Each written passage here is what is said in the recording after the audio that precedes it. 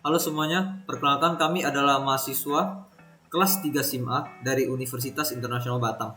Akan mempresentasikan hasil ujian akhir semester kami dengan tema Employee Management System. Proyek ini ditujukan untuk mata kuliah pemrograman basis data dengan dosen pengampu kami, Pak Suwarno. Untuk semester ganjil ini tahun 2021-2022. Sebelum itu, anggota tim kami yang terdiri dari Jackson, Andra Dermawan, Helen, saya sendiri, Jonathan, Jeffrey Tan, dan Eric Pranata. Yang pertama adalah latar belakang proyek. Seperti yang diketahui, atasan sering kesulitan untuk mengawasi dan mengatur karyawan yang berjumlah banyak dalam waktu yang singkat, terutama di kondisi pandemi ini di mana karyawan work from home atau WFH. Tidak lupa dengan banyak perusahaan kecil yang masih menggunakan sistem manajemen manual dengan rekapan dokumen yang sering terjadi kerusakan atau kehilangan. Hal ini sering menjadi salah satu permasalahan di mana mereka tidak mencoba untuk merekap menjadi file yang berbentuk digital. Saya Handra Dermawan dengan MPM 2031006. Yang kedua, itu proyek skop kami, yaitu ruang lingkup dari proyek ini adalah merancang aplikasi berbasis desktop application dengan manfaat .NET Framework, .NET Entity Framework Core 2.2, Ocelot dengan bahasa pemrograman C#, Visual Studio Community 2019, dan SQL Server.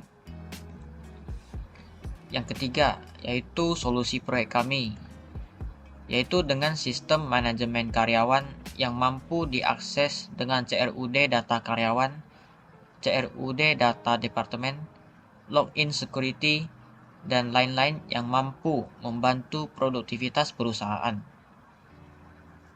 Selanjutnya yang keempat adalah mengenai ERD drawing dari database aplikasi kami. Dan di sini dapat kita lihat ada 5 entitas yang terdiri dari Department, Employee, Admin, Super Admin, dan History Log. Department memiliki atribut berupa ID Department sebagai primary key dan atribut lainnya adalah name. Employee memiliki atribut NIK employee sebagai primary key dan atribut lain yang terdiri dari first name, last name, gender, birth date, join date, dan address. Kemudian super admin yang memiliki ID super admin sebagai primary key dan atribut lainnya adalah username dan password. Admin memiliki ID admin sebagai primary key, username dan password sebagai atribut lainnya. Dan entitas yang terakhir adalah history log yang memiliki ID history sebagai primary key beserta atribut lainnya adalah ID user, type, action, dan date time. Selanjutnya, pada entitas department, the employee ini memiliki relasi one to many. Relasi antara admin dan employee adalah one to many. Pada admin dan department memiliki relasi one to many. Kemudian relasi super admin ke admin adalah one to many. Dan history log yang berdiri sendiri. Pada kesempatan kali ini, saya akan menjelaskan tentang mapping data diagram yang telah dibuat oleh kelompok kami. Oke, langsung saja penjelasannya. Bisa dilihat di sini terdapat 5 entitas yang telah dijelaskan pada tabel pada sebelumnya.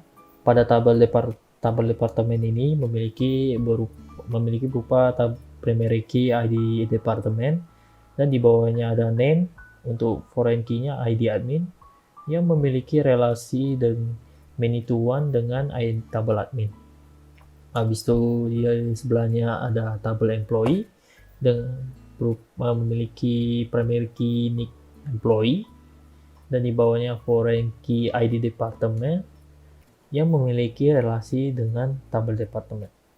Dan disusul dengan di bawahnya foreign key ID admin juga memiliki hubungan dengan tabel admin.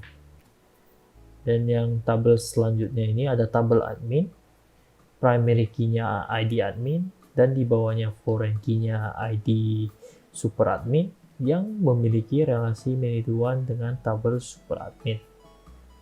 Nah, dan yang tabel super admin ini memiliki primary key ID super admin. Dan selanjutnya yang terakhir ini tabel history log. Dia ini bergerak sendiri dikarenakan tidak ada hubungannya dengan tabel-tabel berikut ini. Habis itu ada primary key-nya, ada ID history. Selanjutnya saya akan menjelaskan mengenai physical database design. Baik, dapat lihat di sini terdapat query use DB-PBD. Yaitu di sini kami akan menggunakan database PBD. Kemudian di sini juga terdapat sebuah function yaitu get parameter count. Function ini digunakan untuk menghitung jumlah data dari suatu tabel berdasarkan parameter yang ditangkap. Seperti contohnya apabila parameter yang ditangkap adalah department, maka akan menghitung seluruh data dari tabel department. Kemudian di sini juga terdapat tabel admin, yaitu untuk membuat tabel admin yang terdiri dari kolom ID admin, username, password, dan juga ID super admin, di mana primary key-nya adalah ID admin. Kemudian ada juga membuat tabel department yang terdiri dari kolom ID department, name, ID admin, dan primary key-nya yaitu ID department. Dan juga di sini terdapat tabel employee yang kolomnya adalah NIK employee, first name, last name, gender, birth date, join date, address, ID department, dan juga ID admin, di mana primary key-nya berupa NIK employee. Kemudian di sini juga terdapat tabel history log, di mana terdapat kolom ID history, ID user, type, action, dan juga date time. Dan untuk primary key-nya adalah ID history. Kemudian yang terakhir yaitu untuk tabel super admin yang terdiri dari kolom ID super admin, username, dan juga password. Dan kemudian untuk primary key-nya adalah ID super admin. Dan kemudian dapat lihat di sini terdapat beberapa query untuk menginsert data ke beberapa tabel. Yang pertama yaitu insert data ke tabel admin dan dengan value sebagai berikut ini. Kemudian ada juga insert data ke tabel department dengan value sebagai berikut ini. Dan di sini juga ada insert data ke tabel employee dan dengan masing-masing value sebagai berikut ini. Dan kemudian juga ada query untuk insert data ke tabel history log, di mana value-nya adalah sebagai berikut ini. Dan yang terakhir di sini juga ada query untuk insert data ke tabel super admin dengan value sebagai berikut ini. Kemudian selanjutnya yaitu untuk menambahkan beberapa unit constraint pada beberapa tabel. Yang pertama adalah tabel admin yang dimana kolom username dijadikan sebagai unit value, dan juga dari tabel department yang kolom name-nya dijadikan sebagai unit value, dan juga dari tabel super admin yang dijadikan username sebagai unit value. Kemudian selanjutnya untuk beberapa foreign key, yaitu yang pertama dari tabel admin yang terdapat ID super admin sebagai foreign key, dan dari tabel department yang terdapat ID admin sebagai foreign key, dan dari tabel employee yang terdapat ID admin dan juga ID department sebagai foreign key. Kemudian adalah beberapa store procedure yang digunakan dalam perancangan aplikasi kami ini. Yang pertama adalah store procedure untuk change password, di mana store procedure ini digunakan untuk mengubah password baik dari tabel super admin maupun tabel admin sesuai dengan parameter table yang ditangkap. Dan seperti contohnya apabila parameter yang ditangkap adalah super, maka nanti akan mengupdate password dari tabel super admin sesuai dengan parameter ID user. Kemudian selanjutnya yaitu terdapat store procedure delete admin by ID, yaitu di mana store procedure ini digunakan untuk menghapus data dari tabel admin sesuai dengan parameter ID admin yang ditangkap. Dan kemudian di sini juga terdapat store procedure delete department ID, di mana store procedure ini akan mendelete data dari tabel department sesuai dengan parameter ID department yang ditangkap. Kemudian delete employee by NIK, dan ini akan delete data dari tabel employee sesuai dengan parameter NIK yang ditangkap. Kemudian selanjutnya juga terdapat store procedure untuk get admin by parameter, di mana store procedure ini akan select semua data dari tabel admin yang username-nya mirip dengan parameter yang ditangkap. Kemudian di sini juga ada store procedure untuk get all admin, yaitu mengambil semua data dari tabel admin, get all department yang mengambil semua data dari tabel department, dan get all employee yang mengambil semua data dari tabel employee. Dan juga di sini ada get all super admin yang mengambil semua data dari tabel super admin. Kemudian di sini juga terdapat store procedure yaitu get dashboard data count. Dan store procedure ini menggunakan function yang dibuat tadi yaitu get parameter count. Ini diisi dengan admin, maka akan dihitung sebagai total admin. Dan apabila diisi dengan department, akan dihitung sebagai total department, dan juga employee sebagai total employee. Kemudian di sini juga ada store procedure get department by parameter, yaitu akan mengambil semua data dari tabel department, di mana name dari department mirip sama parameter yang ditangkap. Kemudian di sini ada juga get employee by parameter yang akan mengambil semua data, dan juga di sini menggunakan built-in function dari getDiff yang akan menghitung umur dari masing-masing employee, dan di sini akan mengambil data dari NIK employee dan juga first name last name, yang dimana data-data tersebut mirip dengan parameter yang ditangkap. Kemudian store prosedur get history log by parameter, dan di sini ada dua parameter yaitu type yang memiliki default value admin dan juga total row yang memiliki default value all. Dan apabila parameter dari total row adalah all, maka akan mengambil semua data dari tabel history log, di mana type-nya akan sesuai dengan parameter yang ditangkap, type, dan data-data tersebut akan diurutkan berdasarkan date time. Kemudian di sini juga ada select top, yaitu mengambil beberapa data sesuai dengan parameter total row ini dari tabel history log.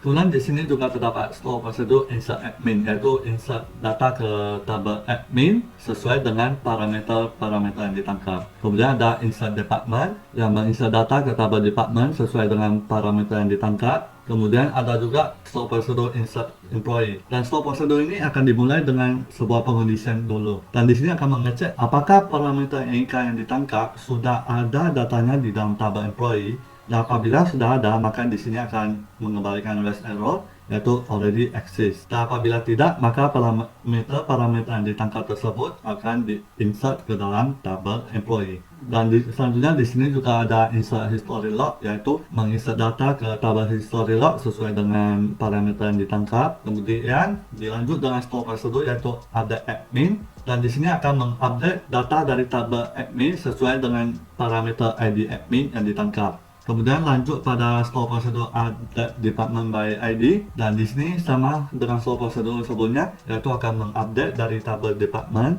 di mana ID departmentnya sesuai dengan parameter ID department yang ditangkap. Kemudian ada juga update employee by NIK, yaitu update dari tabel employee di mana NIK employee-nya sesuai dengan parameter NIK employee yang ditangkap. Baik, cukup sekian penjelasan mengenai physical database design dari saya. Halo, saya Jeffrey Tan dengan PEM 2031122. Dalam bagian ini, saya akan menjelaskan bagaimana microservice itu bekerja di dalam aplikasi kami. Sebelum itu, apa itu microservice? Microservice merupakan sebuah arsitektur yang dimana setiap service di dalam aplikasi tersebut dipisah-pisah menjadi lebih kecil. Sebagai contoh, microservice di sebuah perusahaan bisa memiliki banyak service yang dipisah menjadi kecil. Contohnya, employee ada satu, department ada satu, dan seterusnya. Selanjutnya, saya akan menjelaskan cara microservice itu bekerja di dalam aplikasi kami. Jadi, pertama, di client desktop application akan mengambil data dari API gateway dengan URL HTTP localhost 5114 API v1 yang telah di-refer menggunakan Ocelot. Setelah itu, API gateway akan memanggil IMS service yang dibagi menjadi 6 jenis service, yaitu employee service, department service, admin service, superadmin service, history log, dan other service. Untuk employee service akan berkaitan dengan employee, department akan berkaitan dengan department, admin akan berkaitan dengan admin, superadmin akan berkaitan dengan superadmin, history log akan berkaitan dengan history log, dan untuk di bagian order itu berbeda dari yang tabel di atas tersebut, yaitu seperti contoh, data dashboard, data untuk mengubah password, dan lain sebagainya. Semua service ini mengambil dari database yang sama, yaitu SQL Server Database.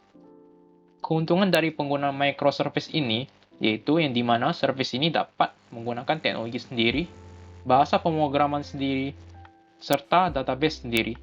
Contohnya, saat employee service mengambil data dari SQL Server, tapi di bagian history log juga ingin mengambil SQL Server Database, itu juga bisa. Seperti yang dijelaskan oleh Jeffrey, service kami adalah IMS service yang di dalamnya terdiri dari 6 jenis service, atau dalam kasus ini adalah 6 jenis controller. Jadi karena semua controller memiliki konsep CRUD yang sama, maka saya akan menjelaskan salah satunya, yaitu Table Admins Controller. Pada metode pertama, yaitu metode getTableAdmin, controller ini akan mengembalikan konteks yang memanggil sp getAllAdmin yang dimasukkan ke dalam sebuah list. Pada metode kedua, yaitu getTableAdmin yang menerima parameter dari URL akan berfungsi sebagai pencari admin. dengan mengeksekusi sp get admin by parameter dengan memasukkan parameter yang sesuai. Apabila berhasil, maka akan mengembalikan hasilnya. Pada metode ketiga, yaitu metode put table admin atau update, akan menerima ID dari URL dan table admin dari body. Apabila ID sama table adminnya berbeda, maka akan mereturn bad request. Apabila berhasil, maka akan mengeksekusi sp update admin by ID dengan memasukkan parameter yang sesuai. Contohnya ID admin yang menerima table admin titik ID admin. Untuk metode keempat, yaitu post table admin atau insert yang menerima table admin dari body. Controller ini akan mengeksekusi stop procedure sp insert admin dengan memasukkan parameter yang sesuai. Contohnya username yang menerima username dari table admin. Jika berhasil, maka akan mengembalikan hasil. Pada metode terakhir, yaitu metode delete admin, akan menerima sebuah parameter ID dari URL. Apabila ketemu data yang sesuai, maka akan mengeksekusi sp delete admin by ID dengan memasukkan parameter yang sesuai. Selanjutnya saya akan menjelaskan di bagian API Gateway. Dikarenakan pada semua bagian ini sama, kecuali pada bagian super admins, history logs, dan others, maka saya akan membahas bagian yang lebih lengkap, yaitu di bagian admin. Pada bagian admin, bagian ini digunakan untuk get dan juga post. Get ini merupakan get all dikarenakan tidak memasukkan parameter sehingga berupa get all. Jadi, downstream pad ini merupakan API service kita yang dimana portnya tersebut berupa 5112. Upstream juga merupakan bagian yang diakses oleh user. Nah, untuk get parameter bisa ditemukan di dalam API table admins parameter. Untuk update dan delete dapat dilihat dari sini, yang dimana dengan masukkan ID yang tersebut, table admin atau ID yang dimana aksi yang tersebut merupakan put dan delete. Kalau kita lihat melalui URL atau menggunakan Postman, servis ini akan mengembalikan hasil sebagai berikut. Apabila kita memanggil API Gateway yang dijelaskan oleh Jeffrey tadi, maka akan mengembalikan hasil yang sama juga dengan servis. Dari sisi klien, kita bisa melihat interaksi ini dari business logic, dan seperti sebelumnya, saya hanya akan fokus pada sisi admin saja. Pada sisi admin, pertama ada metode login authentication yang akan memanggil metode getAllAdmin. Pada metode getAllAdmin akan membuat sebuah klien yang baru dengan memasukkan base URL. Base URL bisa ditemui di atas dengan mengambil dari API settings API URL ini, yaitu URL gateway kita. Kemudian, metode ini akan membuat sebuah request yang baru dengan memasukkan URL yang sesuai dan metode get. Hasilnya ini akan dieksekusi oleh klien yang kemudian hasilnya dikembalikan ke presentation tier ini. Pada metode selanjutnya, yaitu getAdmin by parameter, akan menerima parameter dari presentation tier. Sama seperti getAllAdmin, pertama metode ini akan membuat klien dan request terlebih dahulu. Kemudian hasilnya akan dieksekusi oleh admin list yang dikembalikan ke presentation tier. Pada insert admin akan menerima data model admin dari presentation tier. Yang membedakan di sini adalah request ini sekarang dalam bentuk metode post. Pada model ini akan dimasukkan ke dalam body request tersebut dan akan dieksekusi oleh klien. Pada delete admin by ID akan menerima ID admin dan juga username. Sama seperti tadi, metodenya itu diubah menjadi metode delete. Kemudian klien akan mengeksekusi request yang kita berikan di atas ini. Yang terakhir adalah metode update admin by ID yang menerima admin dari presentation tier. Sama seperti sebelumnya, metodenya adalah metode put. Kemudian admin ini akan dimasukkan ke dalam body request yang akan dieksekusi oleh klien.